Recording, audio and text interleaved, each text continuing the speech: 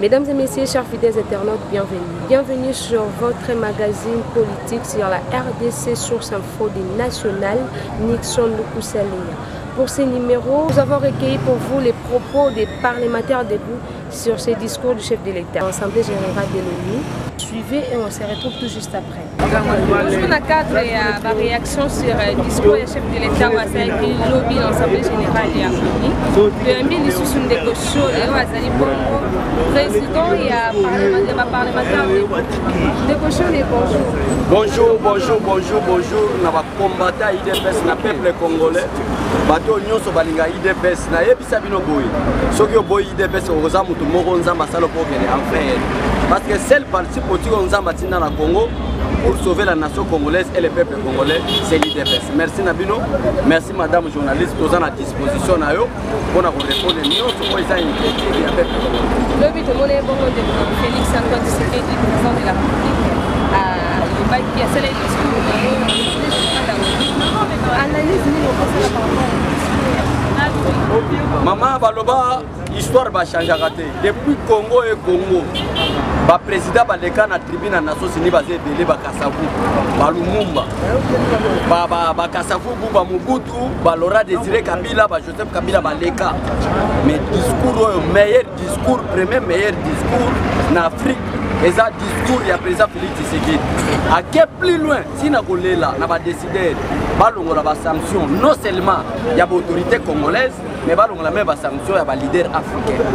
À plaider même à niveau africain que Afrique est à la paix n'a pas pays où va représenter parmi les pays permanents à conseil de sécurité des Nations Unies. Donc discours moko sur les plans formes et autres là que nous n'avons président de la République azoloba na elo nous sommes qui makambo zo na katia conviction donc on a vraiment que non merci vraiment président de la République merci Félix Tshisekedi Tshilombo je suis maintenant fier d'être congolais et avoir un président comme Tshisekedi Tshilombo. Et nanga muso ba par rapport à la tradition enseignement maman bateau au peuple congolais bolambate bolanda baloba bato balobaté kindokeleki ebele na ba congolais dès le début ya mois d'octobre enseignant ya suka ko azana niveau ya suka azo toucher $245. Ce aussi tomoko équivaut en francs congolais et vous en avez 425 000 francs congolais. On va se toucher déjà na début octobre. Donc ça n'a pas kindoki. Ba comme ko zanga maloba koloba. Alors comme ko pousser bango baloba n'importe quoi. Félix Tshisekedi est le seul leader au Congo. Quand il prononce une chose, il va les réaliser. Peut-être c'est une question na yo anticiper. Na voyez plutôt boy na route nationale numéro 1. Boy zo banana Kinshasa, Eleki, Kikwit, Ekei, Chikapa, Mbujima, Ikananga, Lubumbashi, et Tamoli Komo Biababengi en route nationale numéro 1. Projet à président Félix Tshisekedi au gouvernement, va signer contrat avec la base. Balobibo. Nous allons nous sur le rassemblement monnaie à village il y a 2 maisons, 3 maisons, il ne faut pas tourner là-bas dans le pays. Donc c'est dit jamais vu, il n'y a que Félix Tshisekedi qui peut faire des choses, de pareilles choses. Donc si vous avez besoin d'attaquer Félix Tshisekedi, il faut toucher la constitution. Là où Félix Tshisekedi a violé la constitution, ce que vous touchez, même si vous combattants, vous avez la raison. Mais si vous avez une comédie politique, nous les politiques, vous êtes politiciens, mais grand chantre. Grand danseur, en tout cas, moi, j'ai gagné Félix Tshisekedi, pratiquement impossible. Il y a moi, madame, je m'excuse, mais c'est Moïse Katumbi qui c'était pour nous une erreur de choisir les candidats communs de l'opposition à la personne de Martin Fayoulou Ollier et à la place de Félix Tshisekedi. Et Baba Kyung a répété à lui que non, vu tout ce que Félix Tshisekedi est en train de faire, en 2023, il n'y aura pas d'autres candidats en dehors de Félix Tshisekedi. Il n'y aura pas d'autres candidats en dehors de Félix Tshisekedi. Parmi les pays qui ont fait un beau cas, le pays a confiné sur le bateau, il y a la sanction quand on a des bateaux. Mais le bateau va faire le 19 septembre 2016. Parce que le bateau va bomber Kawana. Mais c'est là encore. Et ça, il y a aussi la tête. Le bateau va bomber Kawana, sur le bango. Nato Kanga Kabila, Toti Kabila, Bino Bozana na souffrance. Nato Tika Kabila, Toso Belabino Banda Bozala l'aise, Barolobanine. Félix Tshisekedi a fouiner le passé, c'est-à-dire contrôler le régime et l'équipe. Pourquoi? Parce qu'il proposait crise, madame. Crise aux Alanines. Tout le monde au Congo est le voleur, sauf le président Félix Tshisekedi. et le combattant de l'IDPS. Ceux qui vont balanda, on a prouvé on a chaîne. Ceux qui ont fouiné le passé, Bemba sera arrêté. Ceux qui ont fouiné le passé, Adolphe Nzimbi sera arrêté. Ceux qui ont fouiné le passé, Martin Fayou, tous ces leaders-là seront tous arrêtés parce que Baïba Mongwalita. Yo lingo bossa que Jean-Pierre Bemba na période d'azaki, il y a 1+4. Baboye qui faut appliquer à Kori ya Moukézaki pour naïe. Donc fouiner le passé, Félix Tshisekedi aboye parce que prison makale kotonda na bato nyonso balobaki amemi dictature pour na kokanga bato. Alors pour sauver la nation congolaise, biso tomoni boye. Le passé c'est le passé, il faut utiliser le terme amour. Dans l'amour il y a la paix, dans l'amour il y a la réconciliation. Dans l'amour, il y a la sécurité. Il ne faut pas fouiller le passé à long de la fin. Moi, je message moi les Calabas des fois, l'état des droits, des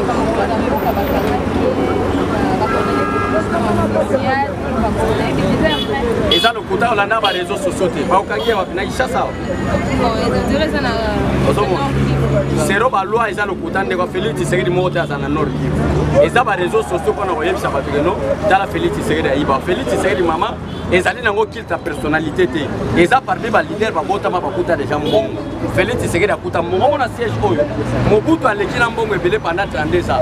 Atikela la MPR siège à Boété. Joseph Kabila l'équipe pendant 18 ans. Atikela la PPRD siège Boété. Mais Tshisekedi va moulou batikela ko za la présidence de la République dans la siège. Ndako zo mona soke na cadastre. Ba ebisio ke za ba moi il y a 2 millions de dollars. Donc mais atikela non la combo Félix Tshisekedi, non la combo famille Tshisekedi, mais atikela na combo ya ba combattant IDPS. En d'autres termes liko lo bakeno Tshisekedi wa mulumba azaki bourgeois complexe pour na ba famille Tshisekedi za la raté et za diabolisation.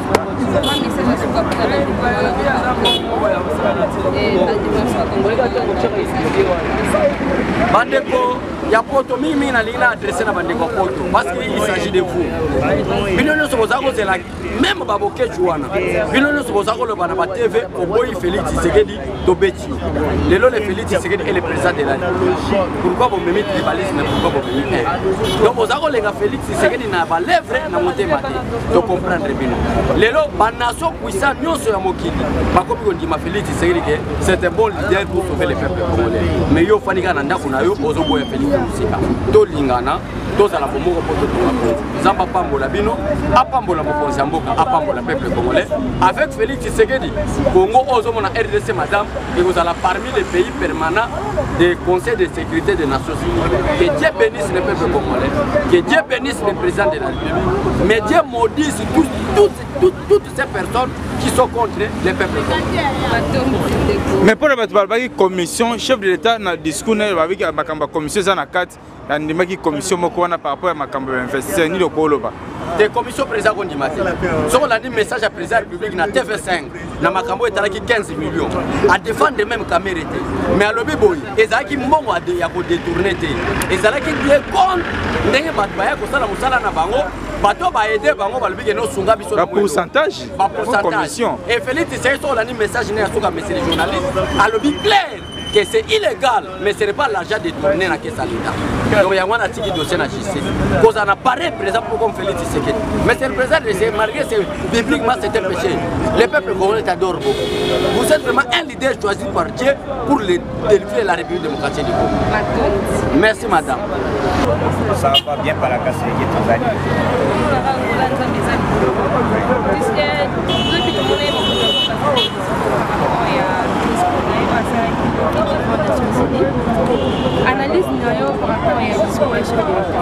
Analyse discours premièrement président Sengi a lobby que awa na Congo Balao riche na potentialité richesse des alliés belé na Congo a Sengi Balao yo et la système ya gagnant gagnant. Donc bamindele baye na matériel na bango biso aussi minéraux na biso. Cette fois-ci ba sala kolambela ba minéraux ngo awa.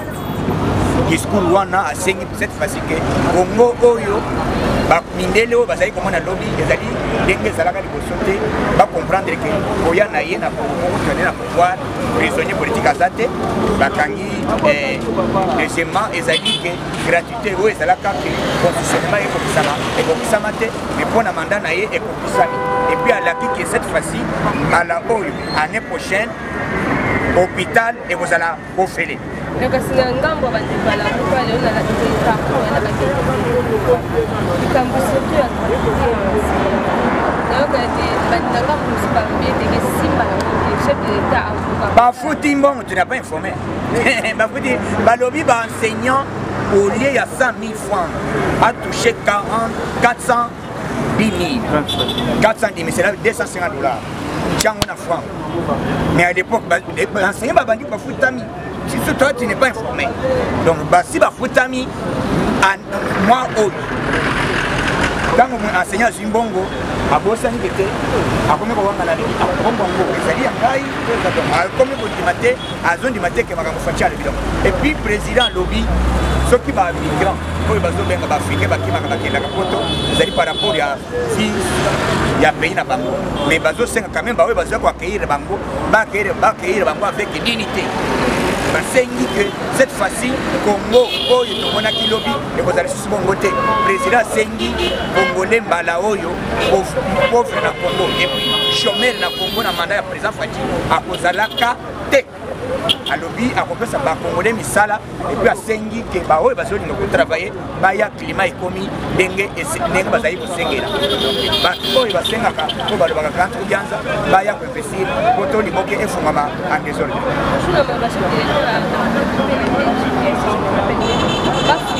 Par rapport à Bandeko,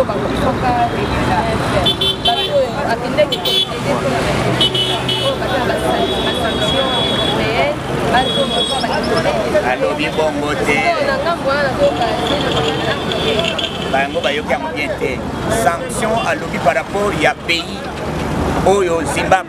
Ce n'est pas sanction à lobby sanction à pays où ils allaient sanctionner.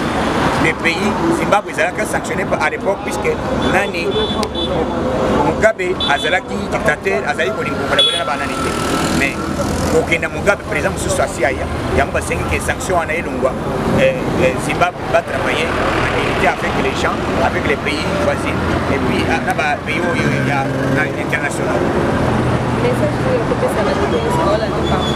Message ba congolais ba oui bazalaki ba tola pa mona pele après discours à président et assemblée générale des Nations Unies à lobby tout le monde debout poto que de totika président de la République démocratique du Congo bim na salle ba yambi avec honneur ya ndenga liboma na tshikala osala mate fachi abimi ba beti maboko na ndenga de Mobutu akosa hein oyo soko zo chatembe salamu kilina yo ka sabraza soko kuite au mairie j'avais le coup fait que il fachi beton a fongoli liboke a déjeuner na biliguette salon ya nini na biliguette zandeni bakiti ao suka na masolo biliguette milliardaire multimilliardaire deuxième personnalité du monde na masolo là mbongo na ndenga liboma internet mukasima ona mukini biliguette lundi kora mikora koza fachi na président ya banque mondiale bonzo na bonzo est-ce que vous avez président banque mondiale allez na ba président ko présence of force agenda ke pana yeba votaka ete azawana donc présence okutana lundi ko ba afungole liboke ba petit basomba en désordre samba battre la bino ya Amérique États-Unis la France Grande-Bretagne aye ko sur message na caméra ya ndeko na ngai ke Yokason TV et c'est Fungwama hein Yokason TV de l'IDPS et Fungwami au moins simanango ba na zana photo ya président Tshisekedi au fini kaka bouton ya rouge wana au s'abonner liboke Fungwami en désordre donc média nyonso eza ya biso ba na Congo mais yo comprendre que nyata borto le kaisalia wa na IDPS eza na place masouté ba congolais nyonso ya États-Unis ya France ya Grande-Bretagne sans oublier maman na Angèle na Virginie Chéri Musungai na Caron du Nord ndeko Papi Buyamba nyata borto le ka bande kwa Cameroun bande ya France ya Grande-Bretagne presque monde mobimba tina Chine et sika présence à Paya Zali bande ya Canada donc posé délai Allemagne Angleterre partout vous allez venir vous grande yokason je suis au cœur avec tout le monde aussi mana main dans la main moi je vais pour la site de RDC source info yango wana ezalingana lekia na source info na le bus s'abonner nyata borto le ka yo finaka bouton ya rouge wana au finango on a déjà abonné masole zali simana biso tozali koloba ke Nzambe abateli fachi ko ayebi mission nini adasi oaza nango na Congo tobatela kimia baluba ba Congo tosimbana tomekola na biso jeudi et merci mwana mboka va aussi ça peut d'abord mutuna mo batu batse polémique ebele en rapport que balobi que chef d'état se contredisaki na discours ne bandana nukuna Belgique non li solo ya commission chef d'état bete ma solo ya commission te boko ba kozwa bo commission boko tika la bo do likolo ya COP oyo na $10,000 chef de l'état tika na boye donc wana président lobby commission batie déjà aux allez détecter les allez commission ya ba vous mettre avocat balandela makambo ya mbongo ezali c'est ça justice ezolandela donc batika justice ezali indépendant et pas na biso influence ezalité bazali ko travailler pour masole fungwama moi le papier chef de l'état ya France honoraire ah oui Jacques Chirac en tout cas mes condoléances na ba français je souhaite mes condoléances na ba français nyonso et c'est que bazali donc ezali grand homme vous venez de perdre un grand homme en France on se souvient de lui quand même à l'époque il fut un président au moins modèle mais il avait soutenu Moselle Laurent Désiré Kabila mes condoléances à excellence aux Français peuple français les Françaises je vous souhaite sincèrement mes condoléances merci beaucoup mon numéro est Ali plus 243 97 047 45 58 plus 243 97 047 45 58 numéro WhatsApp soko bengi fongola liboke nyata bo toreka yokason en désordre yokason TV ezali merci j'ai dit merci merci on les équipes monde de yokason o yazali président ya ba parlement des donc ya baki de l'eau et pas présenter ma condoléance na ba français qui ba français mes condoléances na ba président honoraire ya France Jacques Chirac pe à son âme wana eza ba condoléances et national Nixon Lukusa na cadre ya ngo de pesino merci beaucoup na ndenge bozali ebele ya kotala biso na ntango tokutaki bongo mbala nsima oyo osimbaka moto avant si les Voilà les points finaux de votre magazine politique sur la RDC Source Info nationale Nixon Lukusalea. Merci à Pépé Vouzi qui était derrière la caméra. Merci à Rachel Rachou depuis Bruxelles. Merci à Roger Lomamé depuis Anvers. Merci beaucoup à Ougar depuis Paris. Merci au prophète de la nation Guy Kanga depuis Hollande. Voilà ce qui met fin à votre magazine politique sur la RDC Source Info des nationales Nixon Lukusalea. Mesdames et messieurs, chers fidèles internautes de la RDC Source Info des nationales Nixon Lukusalea, bienvenue à ce nouveau numéro de votre magazine politique. Aujourd'hui, nous avons choisi le cadre, la commune de l'Antélé, où on a assisté au lancement officiel de Kinbo Peto, initié par le numéro 1 de la ville de Kinshasa, Gentini Ngobilambaka. Nous sommes au quartier d'Aïpen, où le bourgmestre adjoint de cette commune, Jacob Kabea, a lancé officiellement l'activité Kinbo Peto. Suivez ce qui a été, on se retrouve tout juste après.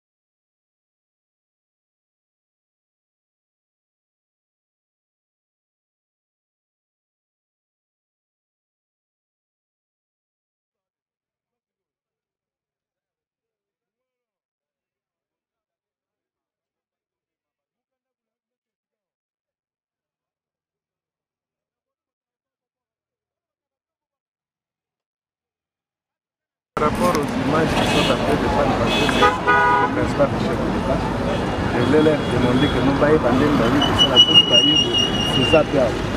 On dit que nous avons monté parce que tant qu'on va interpeller, nous allons problème. L'image va se faire, mais on va faire. Il y a un moment où on a signé par exemple, on a beaucoup de choses. On a besoin de ça, après on a besoin de mettre ça,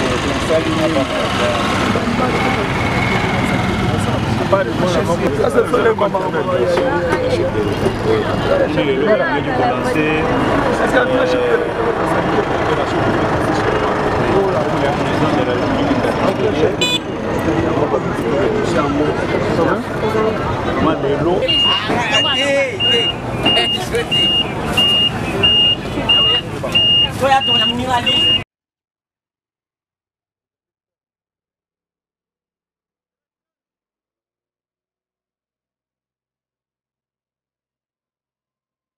Démarrer à Cameroun.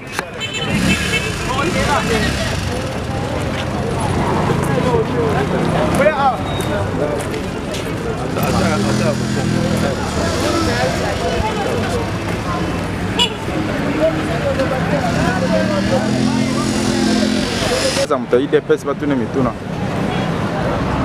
Au kotinga na lobby.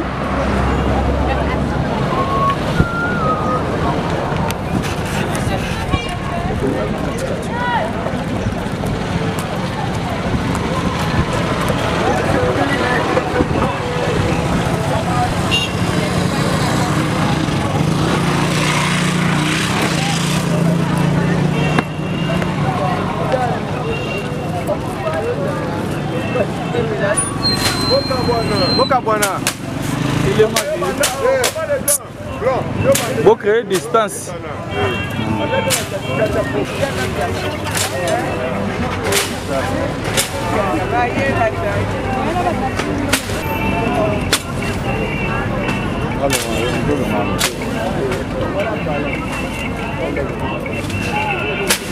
Il est pas là.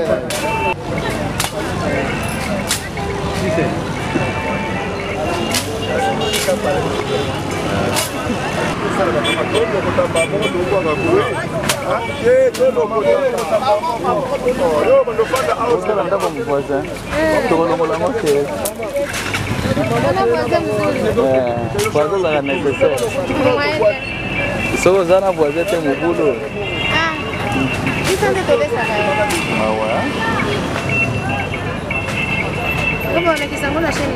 La télévision est facile, la monnaie, Lelo. Parce que Lelo dans l'eau.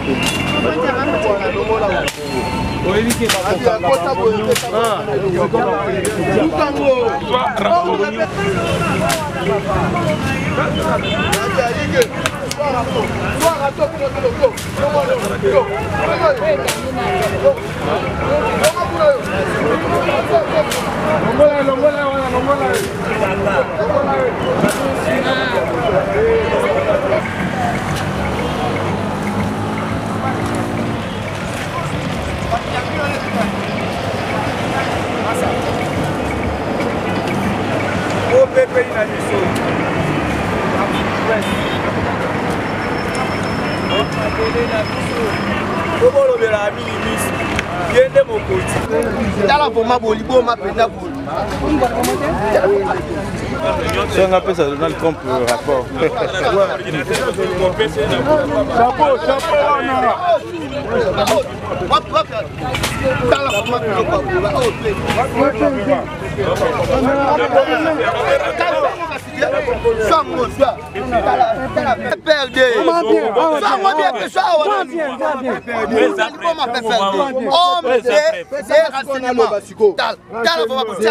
Au Moscou, Liboma peut perdre. Aïe, qu'on va dans l'entrée à président.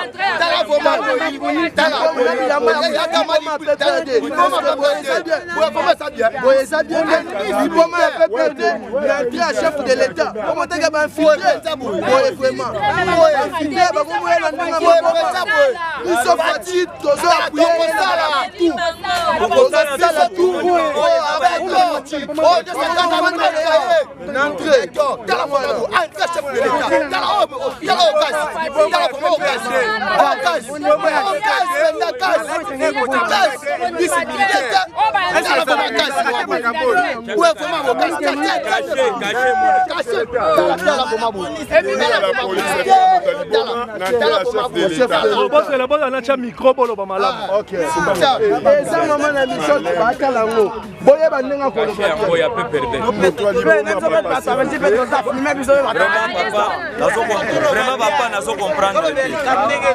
Papa, comprendre na entrée à chef de l'État.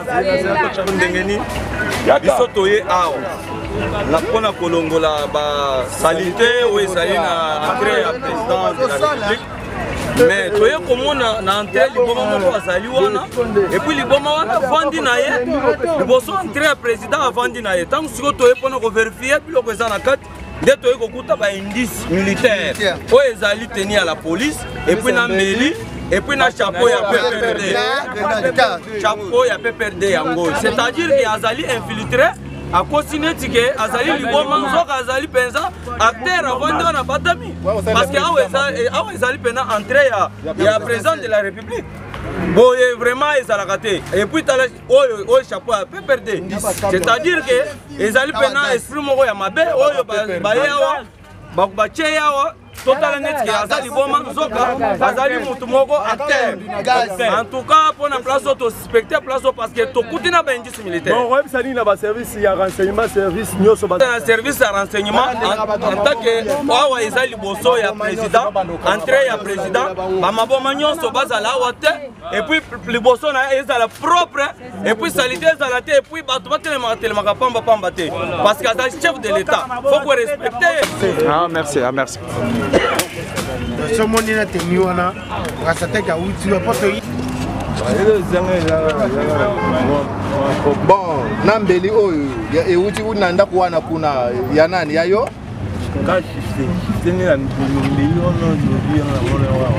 omona kaka kepi oyo ya PPRD oyo ya nani PPRD oyo ya biotono ya yo ya donc yo za filtré ba jo awo po za déjà commené banquette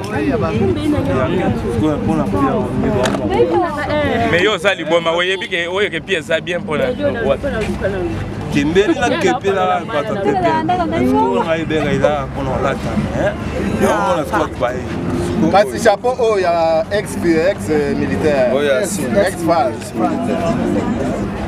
oh school ex phase meza bisa ya beton petanga mo bizara na kilenga on na petio ça soda on na beton Jason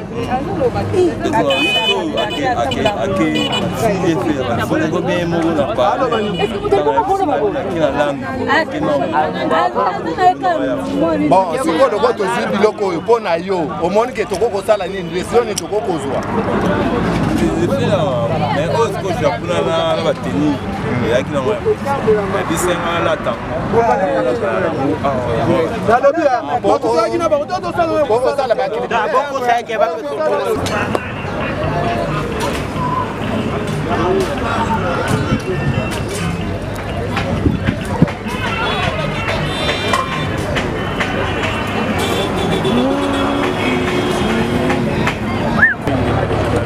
Voilà, lelo tozawa na commune particulièrement tomoni dans le domaine présidentiel, activité tout ça là. Alors lelo toponaki toya kosala toya kosenir Zaiben plus précisément na entrée ya domaine présidentiel nde bisika tozali. Alors constat biso tosali awa salite za mingi bato bazokombola basachet milangi ya mai batimboli libulu batie na kati non. Alors topréféré ke tokosala même 1 mois ou bien 2 mois mpona kopesa bato goût ya kosala ce qu'on appelle salongo po tomoni bato mingi baza na bolembu koto bolembu euti wapi bolembu euti na bandeko na biso les hommes en uniforme tango balekaka kosenga bamwa mbongo ya salongo c'est-à-dire mutu pona kwa assainir environnement bisika ya fandi ekomi pasi alobi nasi na pesi mbongo me mbongo wana okende wapi ekokende te na commune ke commune asomba bapao outillage akosala nango musala ke. Donc c'est-à-dire comme habitude nasina pesi salongo mais afandi na kati ya salité. Alors initiative ya patron de la ville province de Kinshasa, son excellence Jantini Ngobila Mbaka ezali malamu penza puisque côté libiso omoni toza na kati ya musala, c'est-à-dire biso nyonso tokosala musala elongo na population yango tozo senga population salité milimu mabe efandaka na salité. Il faut koyeba ngo soki maladi ezali ebele na ville ya Kinshasa, malaria ezalaka permanente eza kosila te, salité eleki trop okomona même na lopango ya mutu salité ezali. Alors sikoyo nga na kosala campagne moko awa na oyebisa même collaborateur nanga le bourgmestre titulaire ke ngai site oyo nazu yango mpona kopesa bato posa penza ya koassainir environnement eza malamu te nsele nayakawa à l'âge de 9 ans mais ezalaka boye te mais naye kotala vraiment na lobi te eza boye te tala biso tozosala mosala kokuta bato mosusu afandi mpona nini asi apesaki 500 francs asi apesaki 300 francs. Alors tokosenga mpe na bakonzi ya la police commandant ya la police ya commune ya Nsele en tout cas eloko wana batikela biso kosengaka bato 500 francs batika yango 500 francs esili mutu nyonso akosimba pao na maboko kobanda tina lopango na ye tokobanda kokota partout tokoti na salité en tout cas vraiment tokolobela yo polele. Voilà un peu présence na biso na Daipen surtout na entrée à président. Donc ça là que biso vraiment totali entrée il y a président de la République salité boy tokokende lisu côté mususu te kakao. Donc place au tolingi ko komisa ngo penza bopeto penza. Voilà présence na biso. Mais le lobby les habitudes. Et c'est comme habitude de Omeli. Mais au côté la ta mutu mususu aza mukolo. Mais au lieu de senga toilette, ceux qui ont petit besoin, à senga toilette, il y a beaucoup matin en zété, na poto ya mwinda abandi kusuba. C'est-à-dire les habitudes. C'est-à-dire que nous sommes pour nous aussi les sango. Et ça quand malem menengo moni biso toponi koto to lobi biso assainissement koto même à ta 2 mois. To pesa ba to posa to zongi sa bango na posa wana. Ya kosilisa salité. Salité za malamu te. Moutaza côté la liboso na salité, tout ça, ce n'est pas bien. Au côté même na ba toilette mingi okomona en tout cas toilette eza malonga te. Donc il faut que zongi sa bango na premier escalier ndenge to bandaka. Kozala malamu kasi. Alors batu qui aso ce que za ndenge. Ko to bone ozo bimisi bokai. Vacances que les aliao. Musto repartir yango na ba site. Na site oyo yanga yango wana. Donc et que évacuer nyonso qui n'est pas mbaté. Écoutez kala wate. Ba ko évacuer nyonso. Pour tout la fina ndenge évacuer. Ba ko évacuer nyonso tricycle yango neza wana. Eza ko évacuer moni nyonso ezala ki kuna balongoli. O mosusu bakundaki tolobi non. Bokundola yango bobimisa yango ezala likolo. Ba ko dégager yango te. Olia ko tika ngona kati ya tolo. Donc chaque samedi. Mosusu yango nezotumba momoto. Omoni par exemple tokuti mutu aliboma. Mais biso lokola to sali renseignement mingi. Na détective, c'est-à-dire Moutou Aliboma azalaka trop suspect. Akoko se déguiser na entrée à président de la République to lobité longwa. Donc on to kamati biloko na yeto kutina ba mwa teni ya ba policier za wana le to na entrée oui to kuti yango to tumbi. Na peso de débat tumba na entrée à domaine présidentiel au dos à l'animal. Moi li basuka par rapport à la population nyonso bazolando lobani non, population c'est le même à Kinshasa. Opération qui Bopeto. Le 19 octobre, il fallait qu'il s'aille à Malélo. Mais il va repousser en haut au 19 octobre puisque le président de la République a allé à l'extérieur. Azali c'est comme côté puisque l'initiative est où tu es pas naïe. À quoi ici Mitindo, le patron de la ville province de Kinshasa, son excellence Jantini Ngobila, a Latiango, a Pesibiso. Or à lobby, tous à l'année n'engo moninga nazali.